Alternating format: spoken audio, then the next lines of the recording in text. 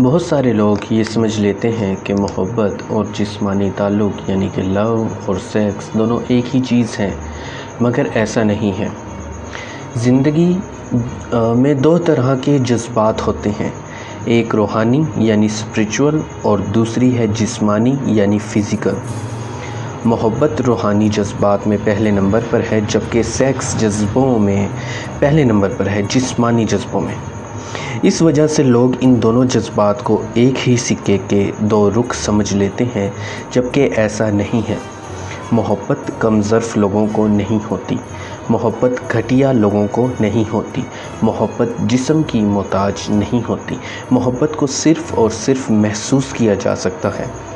Sex میں دو جسم ایک دوسرے کے قریب آتے ہیں۔ لوگ محبت یعنی لو اور جنسی تعلق یعنی سیکس کو ایک ہی سمجھ لیتے ہیں، کیونکہ دونوں عمل کے دوران دماغ میں خارج ہونے والے کیمیکلز بہت زیادہ ملتے جلتے ہیں۔ There are 4 chemicals of happiness and which are serotonin, dopamine, endorphin and oxytocin۔ یہ کیمیکل جو کہ ہمارے دماغ میں خوشی پیدا کرتے ہیں، یہ دونوں محبت اور سیکس کے دوران خارج ہوتے ہیں، مگر ایک سب سے اہم فرق یہ ہے کہ سیکس کے جذبات محبت کے جذبات سے مختلف ہیں۔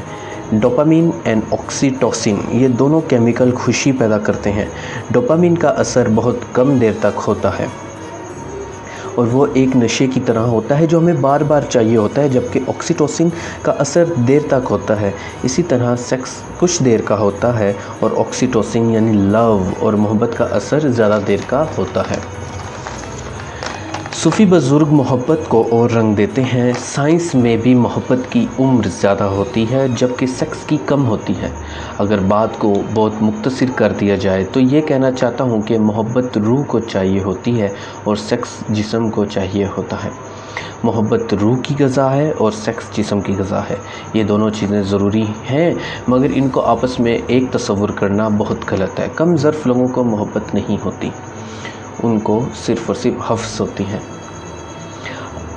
اپنی ایک غزل آپ لوگوں کے ساتھ شیئر کرنا چاہوں گا، جو کہ علیحدہ سے بھی شیئر کر دوں گا کہ جسم کی سودے بازی کو دیا نام محبت، جسم کی سودے بازی کو دیا نام محبت، روح کی غذا کو بدنام کر دیا ہے۔ اللہ کا عظیم تحفہ جنت ہے عورت، اس کی عزت کو سرے عام کر دیا ہے۔ ہائے دنیا اور غلط تصور محبت، خوبصورت بہار کو ویران شام کر دیا ہے۔ جنت میں اداس تھے آدم پھر آئیں حوا، تحفہ اللہ بنت حوا کو عام کر دیا ہے۔